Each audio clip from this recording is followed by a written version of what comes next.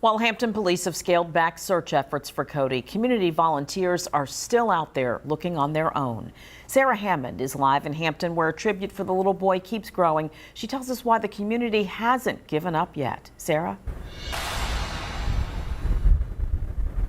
It's been 12 days and there's still no sign of Codi Bigsby, but that is just more of a drive for these organizations out here in Hampton to keep looking, and they all say they're not going to stop until they find him.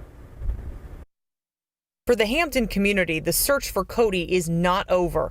Water Team Inc., a veterans nonprofit based in Newport News, is one group that has covered a lot of ground in almost 2 weeks. We can't serve in our military uniforms anymore.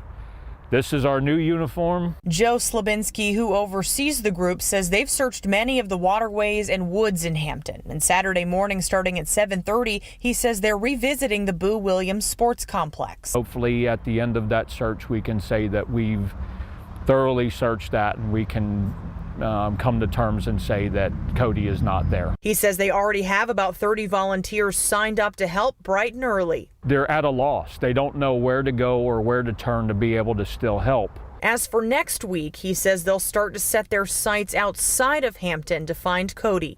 How far do we go?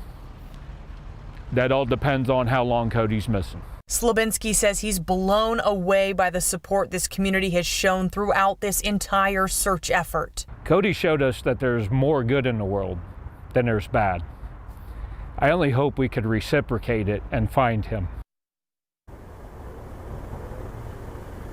And he says they can always use more volunteers, and you can sign up through their Facebook page. And if you're already planning on coming out to help them search, he says be sure to wear light colored clothing, gloves and boots. And he says rule number one, if you go out to search with them, is don't touch anything. Live in Hampton, Sarah Hammond, 13 News Now.